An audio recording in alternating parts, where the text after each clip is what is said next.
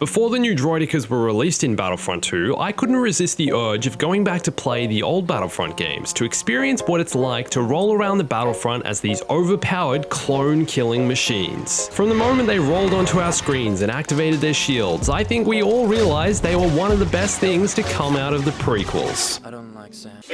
So what are the differences between the old and the new? And if the Droidekas from each game had to fight one another, who would win? That's what we're here to find out. Hey everyone, it's Andrew. This is 2004 Droideka versus 2005 Droideka versus 2019 Droideka. Okay, first up, let's take a look at the way they roll. The new Battlefront 2 Droideka can roll slowly and creep and hide from enemies behind cover, or they can sprint and chase one another through the streets of Naboo or whatever planet you're on, always at high speeds. They are the fastest of the three variations and are definitely the most agile, accurate movers. Their rolling controls feel refined and actually really good. Well done, DICE. Now, the 2004 Droideka doesn't actually have the ability to sprint or go faster than the standard roll speed, and is also much harder to control, the rolling mechanics being much less accurate and refined. In this original Battlefront, turning while rolling had a bit of a drag and delay to it, and it was much harder to perform accurate turns and direct the Droideka exactly where you wanted it to go.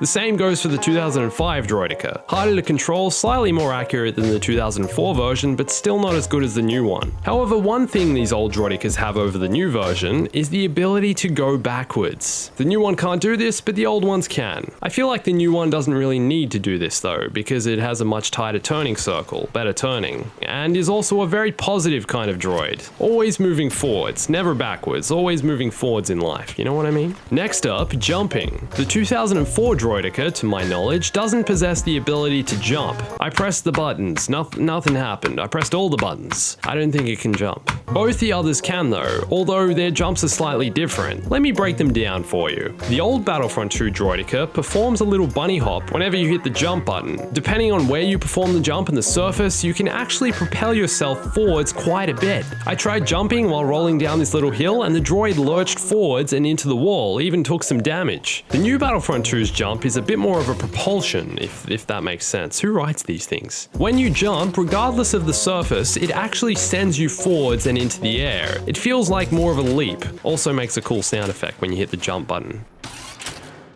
It can, however, be a little tricky to time, as it generally takes a second for the jump to kick in. Maybe this is because the droid needs to brace, then push off the ground, or something like that. I don't know, I'm not a droid mechanic. Also, multiple times while jumping on Naboo, a flock of birds would suddenly fly up in front of me. Do Droideka jumps scare Naboo birds? I'm glad I'm asking the important questions here. Now, when it comes to combat, the 2019 version of the droid is definitely the weakest of the three. Its shields last the shortest and can be disabled relatively quickly by enemy blaster fire. Its blasters are also the least accurate and don't really do all that much damage at range. The 2005 version of the Droideka is probably the deadliest when it comes to combat. Its shields are powerful and its blasters are destructive and accurate, even from a distance. And although both the older versions of the droids don't have the overcharge ability to continuously fire their blasters without overheating, neither of them need it. They are destructive, nearly unstoppable machines when it comes to combat. I rounded this corner in the old Battlefront 2 and there were 5 clones all just standing there. The Droideka demolished them all. I just put the shield on and held down the trigger and it was all over. Except this one guy who I'm pretty sure threw his own grenade into the wall in front of him.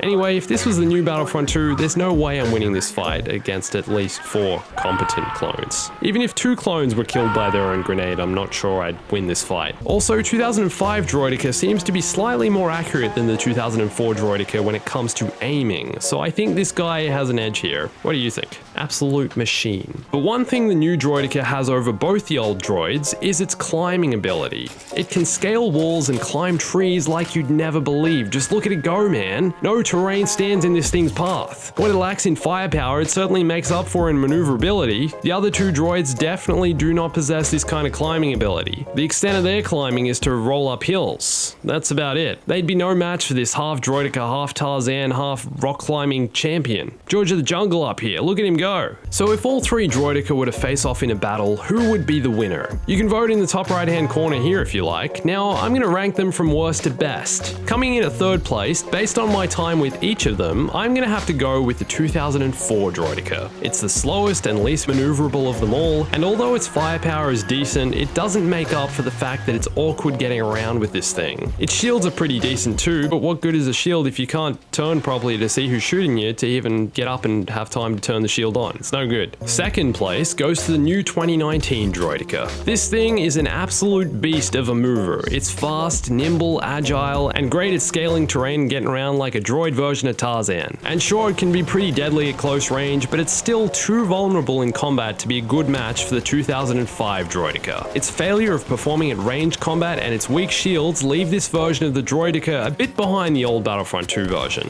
which is our winner. With superior firepower and the ability to sprint and jump, it's the best all-rounder of the three, and is definitely an enemy I want to avoid in battle. I do not want to be near this thing. This thing is like a tank that rolls. Absolute beast. So which is your favorite Droideka, and what do you like most about each of them? Let me know in the comments. I'll be doing a few more comparisons with new Battlefront 2 content over the coming week, featuring the TX-130 tank and Naboo maps, so stay tuned for them. And go check out my other comparisons of Star Wars games and stuff that's in them. Thanks for watching this. My name's Andrew. Now all I want is the power of this thing and the movement of this. Can you imagine? It'd be unstoppable. Tarzan meets the Terminator. Brutal. Stay bombastic.